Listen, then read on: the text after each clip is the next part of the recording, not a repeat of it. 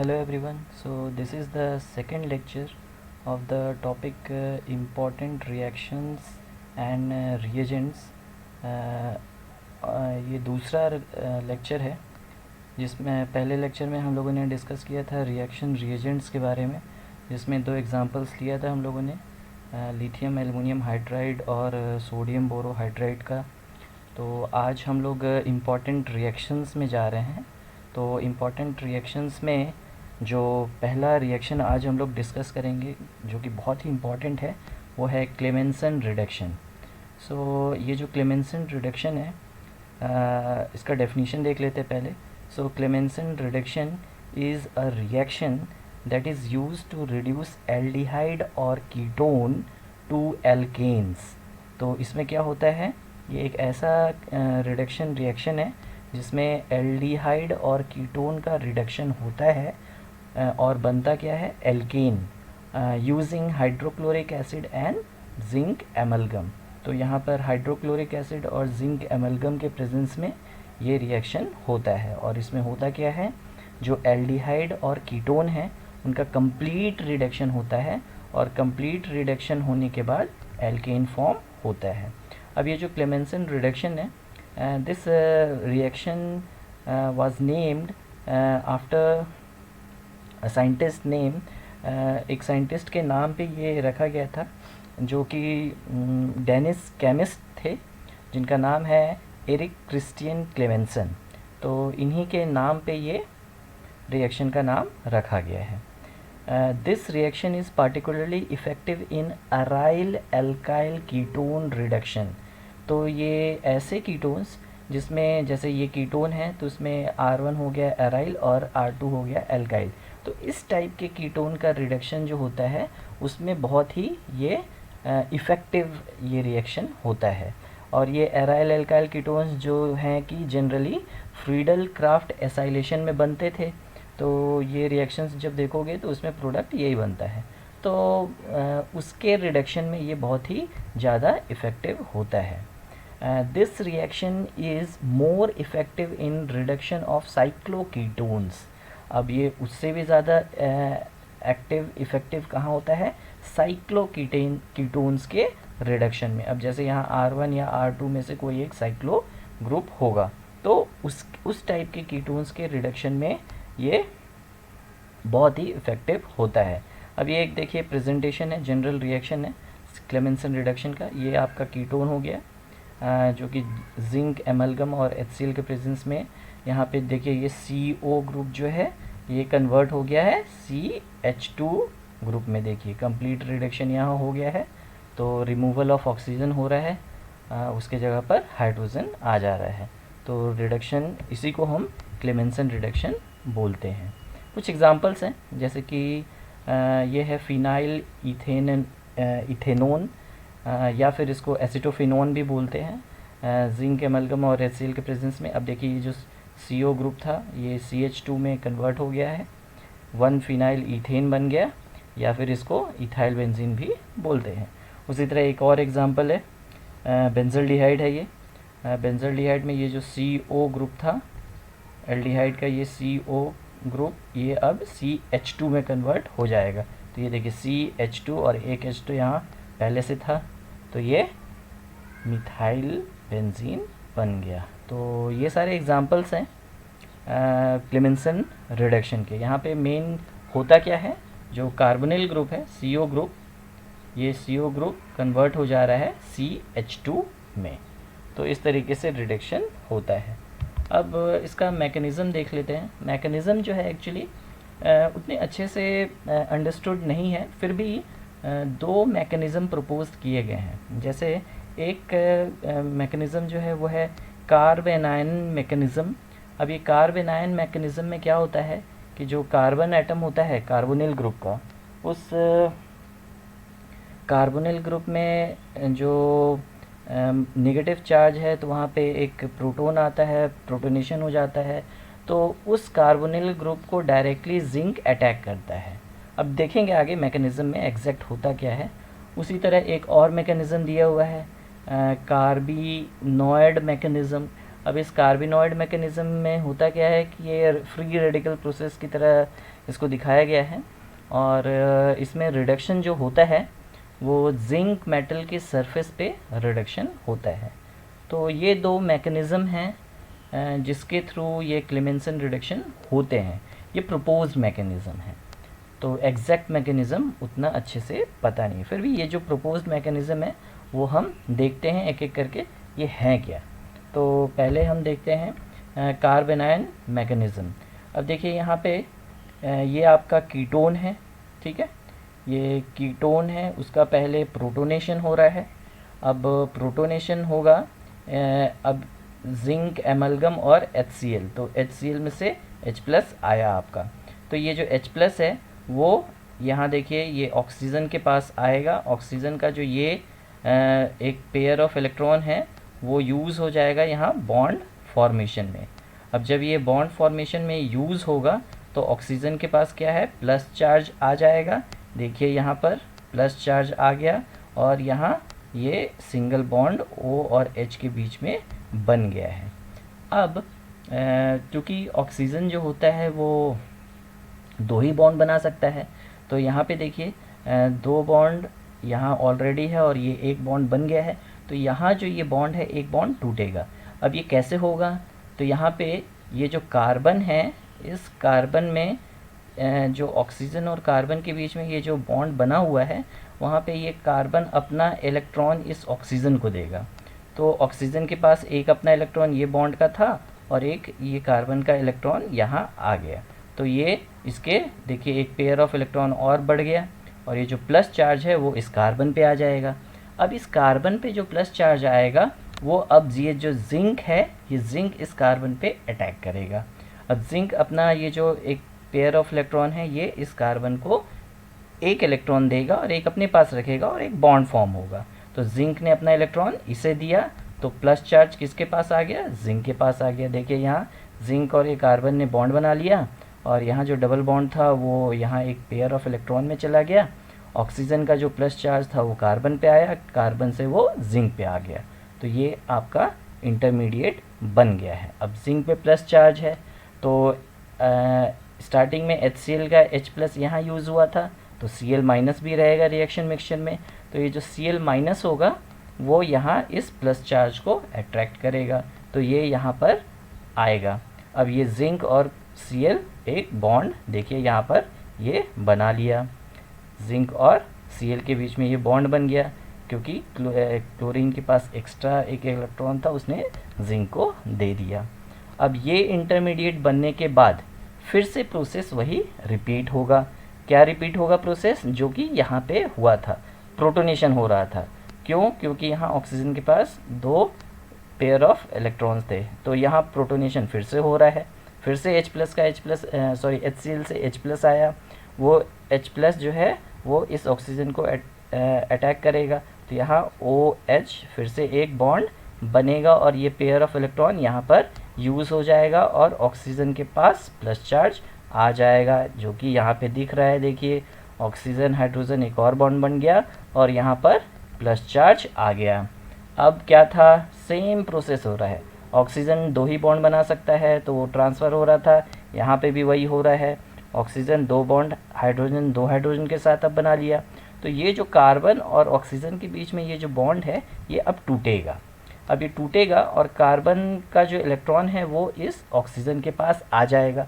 क्यों ऐसा होगा, क्योंकि ऑक्सीजन जो होता है this oxygen is more electronegative as compared to this carbon. तो ये बॉन्ड टूट गया और कार्बन का जो ये एक इलेक्ट्रॉन था वो इलेक्ट्रॉन ऑक्सीजन के पास आ गया। अब ये आ गया तो ये क्या बन गया, H2O बन गया और ये H2O लिबरेट हो गया।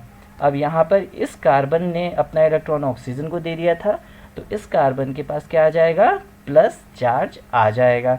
देखिए इस कार्बन के पास यहाँ पर प्लस चार्ज आ गया है, इधर R1 था, ये R2 था, जिंक और Cl का बॉन्ड पहले से ही था, ठीक है। अब इस कार्बन के पास प्लस चार्ज आ गया तो क्या होगा, अब ये जिंक मेटल, फिर से बहुत सारे जिंक मेटल होंगे, तो ये जो जिंक मेटल है वो अपना एक इलेक्ट्रॉन इस क्लोरीन को देगा और क्लोरीन जो इलेक्ट्रॉन है वो इस जिंक को देगा। ठीक है, अब जिंक को दिया उसने तो क्या बन गया, जिंक के पास एक्स्ट्रा एक इलेक्ट्रॉन हो गया। ठीक है, क्योंकि क्लोरीन ने अपना इलेक्ट्रॉन इसे दे दिया। और जिंक जो है देखिए ZnC, अब ये जो जिंक मेटल था इसने अपना इलेक्ट्रॉन इसको दिया और क्लोरीन ने अपना इलेक्ट्रॉन इस वाले जिंक को दिया, तो ये बॉन्ड टूट गया। और ये बॉन्ड टूट गया तो क्या बना, ये ZnCl बन गया। ठीक है, और Zn ने अपना इलेक्ट्रॉन दिया था तो ये Zn के पास यहाँ प्लस चार्ज होगा। देखिए ये ZnCl प्लस बना, ये बन गया, और ये बॉन्ड टूट गया तो R1 R2C और ये Zn के पास नेगेटिव चार्ज आ गया। देखिए ये नेगेटिव चार्ज यहाँ आ गया, और इस कार्बन के पास तो पहले से ही प्लस चार्ज था। अब ये जो ZnCl प्लस बना है इससे फिर से कोई एक क्लोरीन आयन जो होगा, एनायन जो होगा Cl माइनस, वो यहाँ पर अटैक करेगा, क्योंकि Zn के पास प्लस चार्ज है, यहाँ पर नेगेटिव चार्ज है, तो ये ZnCl2 बनाकर अलग हो जाएगा। ठीक है, ये एक अलग सा बाय प्रोडक्ट बन गया। अब जो मेन आपका इंटरमीडिएट था वो ये था। अब यहाँ जिंक के पास देखिए नेगेटिव चार्ज है, एक्सेस इलेक्ट्रॉन है, कार्बन के पास इलेक्ट्रॉन की कमी है, तो क्या होगा, जिंक अपना इलेक्ट्रॉन वो ये इस कार्बन को देगा। तो जब जिंक ये पेयर ऑफ इलेक्ट्रॉन, देखिए ये यहाँ पे जब इसने दिया तो जिंक के पास क्या हो गया, प्लस चार्ज आ गया, और इस कार्बन के पास नेगेटिव चार्ज आ गया, ट्रांसफ़र हो गया, प्लस चार्ज यहाँ हो गया, माइनस चार्ज इस कार्बन पे आ गया। देखिए ये कार्बन पे यहाँ माइनस चार्ज आ गया और जिंक पे प्लस चार्ज आ गया। अब ऐसा क्यों हो रहा है, क्योंकि, और यहाँ देखिए एक pair of electron excess carbon के पास दिख रहा है। अब ऐसा क्यों हो रहा है, क्योंकि कार्बन जो होता है वो ज़्यादा इलेक्ट्रोनेगेटिव है as compared to this zinc, तो जिंक से उसने अपने पास इलेक्ट्रॉन ले लिया, तो यहाँ पे नेगेटिव चार्ज आ गया इस कार्बन के पास और जिंक के पास प्लस चार्ज आ गया। अब इस कार्बन के पास नेगेटिव चार्ज आ गया, एक इलेक्ट्रॉन एक्स्ट्रा आ गया इसके पास, तो फिर से H+ आयन यहाँ पे अट्रैक्ट करेगा। अब H+ आयन यहाँ आएगा तो ये कार्बन और हाइड्रोजन बॉन्ड बना देगा। देखिए कार्बन हाइड्रोजन बॉन्ड बन गया यहाँ पर, और यहाँ पे ये बॉन्ड बनाने में ये जो पेयर ऑफ इलेक्ट्रॉन था वो यूज़ हो गया यहाँ पर। ठीक है, अब ये H+ था और ये माइनस, ये न्यूट्रल हो गया। देखिए यहाँ पे चार्ज ख़त्म हो गया, और जिंक के पास पहले से ही प्लस चार्ज था तो वो प्लस चार्ज आपको दिख रहा है यहाँ पर। अब जिंक के पास प्लस चार्ज है तो फिर से Cl- अट्रैक्ट होगा यहाँ पर, तो ये Cl- यहाँ पर अट्रैक्ट हुआ, जिंक और Cl बॉन्ड बनाएगा। अब ये जो क्लोरीन के पास इलेक्ट्रॉन था उसने जिंक को दिया, तो जिंक जो है अपना ये जो इलेक्ट्रॉन कार्बन के साथ बनाया था वो अपना इलेक्ट्रॉन इस कार्बन को दे देगा, और ये ZnCl+ एक अलग यहाँ हो जाएगा। देखिए ZnCl+ अलग हो गया। अब यहाँ एक क्वेश्चन आप पूछ सकते थे कि जैसे यहाँ पे Cl के पास माइनस था, Zn के पास प्लस था, और ये दोनों कंबाइन हुए तो ये तो न्यूट्रल हो गए। लेकिन एक चीज़ देखिए यहाँ ध्यान देने वाली बात है कि क्लोरीन ने अपना इलेक्ट्रॉन इसको दिया, ठीक है, तो जिंक जो है उसने क्या किया, जिंक ने अपना एक इलेक्ट्रॉन इस कार्बन को दे दिया, तो अल्टीमेटली कार्बन के पास एक्स्ट्रा इलेक्ट्रॉन आ गया। जिंक को एक इलेक्ट्रॉन मिला, जिंक ने एक इलेक्ट्रॉन दे दिया, तो जिंक तो वैसे का वैसे ही रह गया। ठीक है, प्लस था तो वो प्लस ही रह गया, इसलिए Zn+ पे ही आपको दिख रहा है। और ये जो नेगेटिव चार्ज था जो क्लोरीन के पास एक्स्ट्रा इलेक्ट्रॉन था, एक्चुअल में वो एक्स्ट्रा इलेक्ट्रॉन कहाँ चला गया, इस कार्बन के पास चला गया। इसलिए देखिए ये कार्बन के पास नेगेटिव चार्ज आपको दिख रहा है, और ये ZnCl+ जो था वो फिर से एक Cl- इसको अटैक करेगा और ZnCl2 ये निकल जाएगा।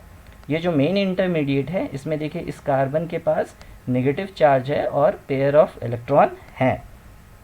अब फिर से इसका प्रोटोनेशन होगा। अब प्रोटोनेशन होगा तो क्या होगा, H+ फिर से यहाँ पर इस कार्बन पे अटैक करेगा और एक कार्बन हाइड्रोजन बॉन्ड यहाँ बन जाएगा। अब यहाँ पे ये न्यूट्रल हो जाएगा, क्यों, क्योंकि हाइड्रोजन के पास प्लस चार्ज, कार्बन के पास नेगेटिव चार्ज, और ये जो पेयर ऑफ इलेक्ट्रॉन है वो यूज़ हो जाएगा इस कार्बन हाइड्रोजन बॉन्ड फॉर्मेशन में। ये देखिए ये R1 R2 कार्बन और कार्बन के साथ 2 हाइड्रोजन अटैच्ड हैं। तो इस तरीके से यहाँ पर ये कंप्लीट रिडक्शन हो गया। तो ये कीटोन था, कीटोन या एल्डिहाइड, उसका ये कंप्लीट रिडक्शन यहाँ पर हो गया। तो इस तरीके से कार्बन आयन मैकेनिज्म के थ्रू ये रिएक्शन होता है। तो बहुत ही क्लियर है। अब नेक्स्ट दूसरा जो एक मैकेनिज्म है उसको देख लेते हैं।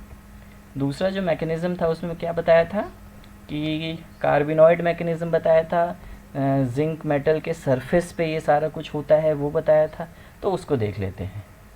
अब देखिए ये आपका स्टार्टिंग मटेरियल है, एल्डिहाइड या कीटोन होगा। तो यहाँ पे देखिए कार्बन और ऑक्सीजन के बीच में ये जो डबल बॉन्ड है, इसमें एक बॉन्ड टूटेगा और ऑक्सीजन अपना इलेक्ट्रॉन अपने पास रखेगा, कार्बन अपना इलेक्ट्रॉन अपने पास रखेगा। क्योंकि मैंने स्टार्टिंग में ही बताया कि ये जो मैकेनिज्म है इसमें फ्री रेडिकल फॉर्म होते हैं।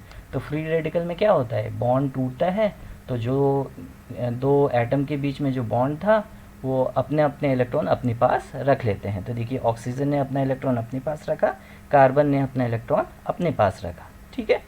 अब ये जो जिंक सरफेस है उसमें जिंक मेटल होगा।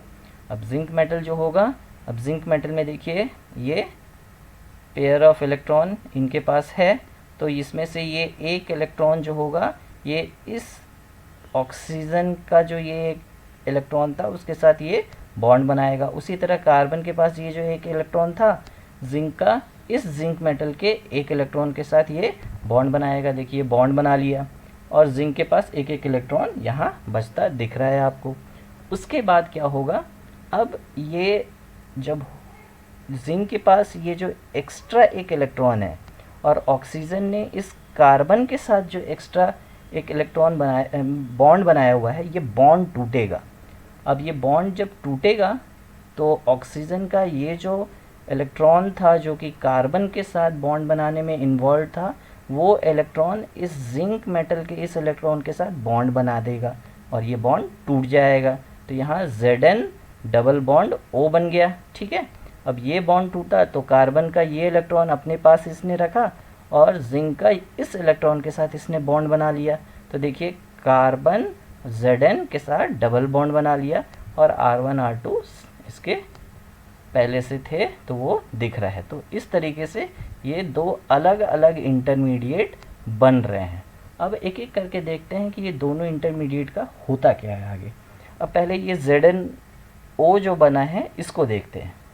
ये देखिए ZnO जो बना था वो है, ऑक्सीजन के पास दो पेयर ऑफ इलेक्ट्रॉन है, इसका प्रोटोनेशन होगा। प्रोटॉन यहाँ ऑक्सीजन पे अटैक करेगा तो ये ऑक्सीजन और हाइड्रोजन के बीच में ये बॉन्ड बनेगा और ऑक्सीजन पे एक प्लस चार्ज आ जाएगा। देखिए ऑक्सीजन पे प्लस चार्ज आ गया, ऑक्सीजन ने हाइड्रोजन के साथ ये बॉन्ड बना लिया। अब यहाँ से जो प्रोसेस है ना, ऑलमोस्ट आप पहले वाले मैकेनिज्म की तरह ही आपको दिखेगा। अब यहाँ देखिए ऑक्सीजन दो ही बॉन्ड बना सकता है लेकिन तीन बॉन्ड दिख रहे हैं, तो ये बॉन्ड टूटेगा। अब ये जब बॉन्ड टूटेगा ऑक्सीजन और जिंक के बीच में जो डबल बॉन्ड है वो सिंगल बॉन्ड में टूटेगा। तो जिंक के पास जो इलेक्ट्रॉन था वो ऑक्सीजन को वो दे देगा। तो ये जो प्लस चार्ज है वो किस पे आ जाएगा, जिंक पे आ जाएगा। ठीक है, जिंक पे प्लस चार्ज आ जाएगा।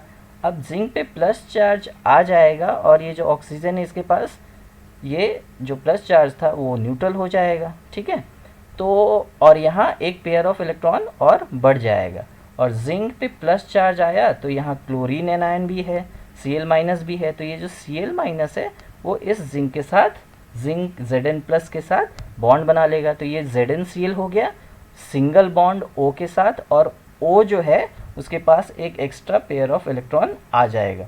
अब ये जो एक्स्ट्रा पेयर ऑफ इलेक्ट्रॉन होगा उसका फिर से प्रोटोनेशन होगा। ठीक है, अब ये प्रोटोनेशन फिर से हुआ तो फिर से ऑक्सीजन और हाइड्रोजन के बीच में बॉन्ड बना, ऑक्सीजन फिर से प्लस चार्ज आ गया। अब यहाँ तीन बॉन्ड दिख रहे हैं तो फिर से ये बॉन्ड टूटेगा, जिंक और ऑक्सीजन के बीच में बॉन्ड टूटा, जिंक से ये इलेक्ट्रॉन इस ऑक्सीजन के पास चला गया तो ये H2O बन गया। तो ये H2O देखिए लिबरेट हो गया। तो ये जो जिंक है इसने अपना इलेक्ट्रॉन किसको दिया, ऑक्सीजन को दिया। तो यहाँ Zn के पास प्लस चार्ज आ जाएगा जो कि पहले वाले मैकेनिज्म में भी हमने देखा था, Zn प्लस Cl बन रहा था। तो ये Zn प्लस Cl बनेगा। अब ये Zn+Cl जो है वो फिर से Cl- उसको अटैक करेगा और ZnCl2 बन जाएगा। तो ये देखिए दो इंटरमीडिएट यहाँ पर ये बन गए हैं, ठीक है। यहाँ पर ये देखिए दो इंटरमीडिएट बन गए, एक ZnCl2 और ये वाटर मॉलिक्यूल। तो ये सारा कुछ यहाँ पर इससे हो रहा है। अब देखते हैं कि ये जो एक और इंटरमीडिएट था इससे क्या होता है, ठीक है। अब देखिए ये जो इंटरमीडिएट था दूसरा वाला R1 R2 कार्बन के साथ अटैच्ड है और ये जिंक के साथ, जिंक मेटल के साथ अटैच्ड है। अब यहाँ पे क्या होगा, जो जिंक है वो जिंक एक्चुअल में कार्बन और जिंक के बीच में ज़्यादा इलेक्ट्रोनेगेटिव कौन है बताया मैंने, ज़्यादा इलेक्ट्रोनेगेटिव कार्बन है। तो कार्बन इलेक्ट्रॉन अपने पास रखेगा और जिंक इलेक्ट्रॉन देगा, ऐसा ही कुछ होगा, ठीक है। तो यहाँ पे क्या है, अब कार्बन ने इलेक्ट्रॉन अपने पास रखा और जिंक ने इलेक्ट्रॉन दिया, तो जिंक ने इलेक्ट्रॉन दिया और ये कार्बन और जिंक के बीच में बॉन्ड टूटेगा। अब कार्बन और जिंक के बीच में जब बॉन्ड टूटेगा तो कार्बन के पास एक पेयर ऑफ इलेक्ट्रॉन आ जाएगा और निगेटिव चार्ज आ जाएगा और जिंक के पास प्लस चार्ज आ जाएगा। तो फिर प्रोटोनेशन होगा, तो प्रोटोनेशन किसका होगा, कार्बन का होगा या जिंक का होगा। तो प्रोटोनेशन उसी का होता है जहाँ पे एक्सेस ऑफ इलेक्ट्रॉन होता है। तो यहाँ पे कार्बन के पास एक्सेस ऑफ इलेक्ट्रॉन रहेगा क्योंकि जिंक ने इलेक्ट्रॉन कार्बन को दिया। तो कार्बन और हाइड्रोजन के बीच में देखिए बॉन्ड यहाँ बन रहा है, ठीक है। ये सिंगल बॉन्ड यहाँ बन गया है, ठीक है। कार्बन और हाइड्रोजन के बीच में बॉन्ड बन गया। जिंक ने इलेक्ट्रॉन दिया था कार्बन को, जो कि कार्बन ने यूज़ किया बॉन्ड बनाने में हाइड्रोजन के साथ।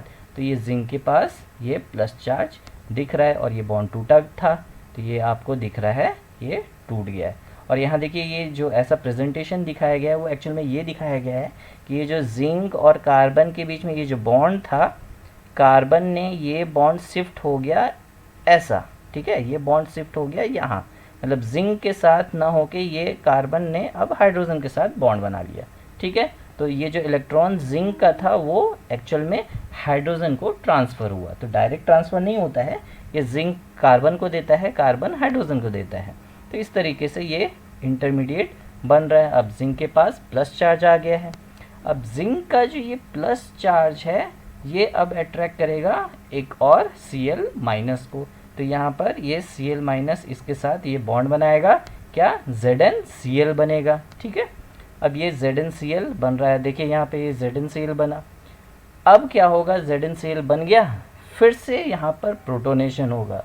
कार्बन जिंक में कार्बन फिर से इलेक्ट्रॉन लेगा, जिंक इलेक्ट्रॉन देगा, तो ये क्या बन जाएगा, Zn+Cl। तो देखिए ये Zn+Cl बन गया, जो कि Cl- फिर से इसको अटैक करेगा। तो ये देखिए ZnCl2 बन जा रहा है। अब ये बॉन्ड टूटा तो ये इंटरमीडिएट बना और यहाँ देखिए शिफ्टिंग ऑफ बॉन्ड हो रहा है। जो कार्बन और जिंक के बीच में बॉन्ड था वो कार्बन और हाइड्रोजन के बीच में बॉन्ड बन जाएगा। देखिए ये कार्बन और हाइड्रोजन के बीच में बॉन्ड बन गया और यही तो आपका प्रोडक्ट है। तो इस तरीके से यहाँ पर ये प्रोडक्ट बनता है। तो ये मैकेनिज़्म था, ये दो टाइप के मैकेनिज़्म थे, दोनों में प्रोडक्ट सेम बन रहा है, बस कहने का तरीका अलग अलग है। तो आई होप आप लोगों को समझ में आ गया होगा, बहुत क्लियर है, बहुत इजी तरीके से बताया गया है। नेक्स्ट इसका एप्लीकेशन देख लेते हैं। This method is widely used to convert carbonyl group into methylene group. ये हम लोगों ने देख लिया, C+O ग्रुप जो था वो C+O ग्रुप को CH2 में कन्वर्ट हो रहा है, सब पहले हमने देख लिया। तो कार्बोनिल ग्रुप को मिथिलीन ग्रुप में कन्वर्ट करने में ये बहुत ज़्यादा यूज़फुल है। तो मिथिलीन ग्रुप मतलब CH2 group. Also used in preparation of polycyclic aromatics and aromatics containing unbranched side hydrocarbon chains. तो इसके प्रिपरेशंस में भी ये बहुत ही यूज़फुल है। To reduce aliphatic and mixed aliphatic aromatic carbonyl compounds. तो या तो कार्बोनिल कंपाउंड्स हैं या तो एलिफेटिक हो या तो एलिफेटिक एरोमेटिक हो। तो अब कीटोन होगा तो या तो मिक्स्ड कीटोन होगा या तो एलिफेटिक होगा, तो उसके रिडक्शन में ये यूज़फुल होते हैं। तो ये था आपके क्लेमेंसन रिडक्शन के बारे में। तो मेन जो पॉइंट है वो ये है कि क्लेमेंसन रिडक्शन जो होता है वो कार्बोनिल ग्रुप को मिथिलीन ग्रुप में कन्वर्ट करता है। तो एल्डिहाइड या कीटोन जिसमें ये कार्बोनिल ग्रुप होता है उसका रिडक्शन होता है, और रिडक्शन होने के बाद वो एल्कीन्स में कन्वर्ट हो जाते हैं। मिथिलीन ग्रुप आ गया CO ग्रुप की जगह पे तो एल्कीन्स बन जाएगा। तो इस तरीके से ये रिएक्शन होता है। तो इतना ही कुछ है क्लेमेंसन रिडक्शन के बारे में। अब नेक्स्ट लेक्चर में फिर से हम लोग कोई दूसरे इम्पोर्टेंट रिएक्शंस के बारे में पढ़ेंगे। ठीक है, तो आज के लिए फिर इतना ही। Thank you very much.